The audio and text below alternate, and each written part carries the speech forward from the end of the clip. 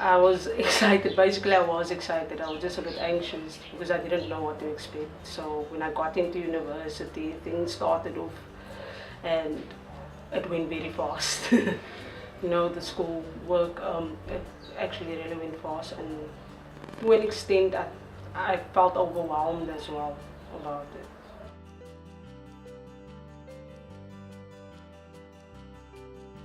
My parents are unemployed. My father gets a grant.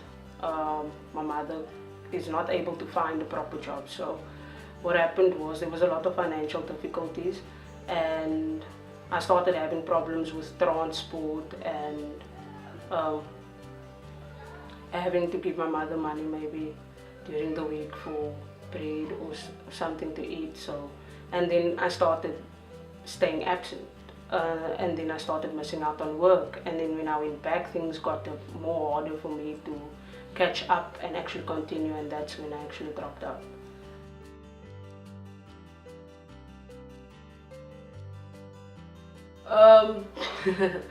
I've always really been active in the community.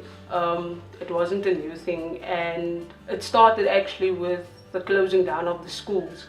They wanted to close down 6 schools in Manenberg, and I just joined in the protest, and things went from there, and from there people asked me, don't you want to do this, don't you want to help there, and it went from there. And then me and the founder of Reach for Life, we decided we're going to join and we're going to continue this organization.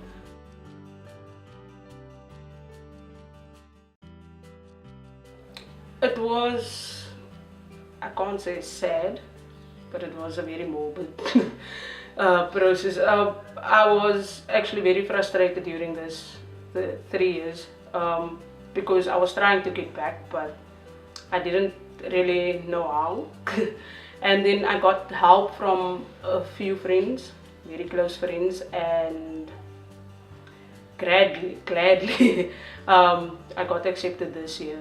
And it actually made me more determined and more willing and more, what's the word I'm looking for? I feel like I'm more capable of actually finishing this degree this time.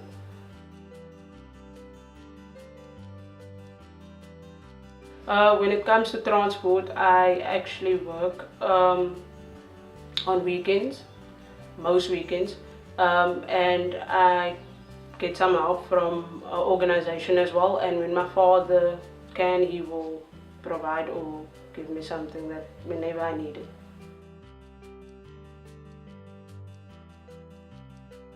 My biggest hope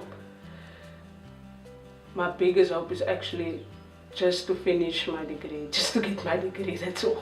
That's my biggest hope for the future right now.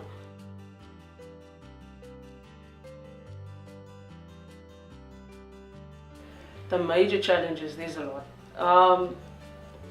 A lot of youth, I'm going to mention some that I've experienced. A lot of youth faces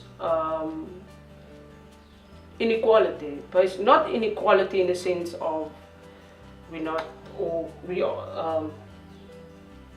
all seen as equal or anything. Schools are inadequate. Basically, local schools, they need more resources.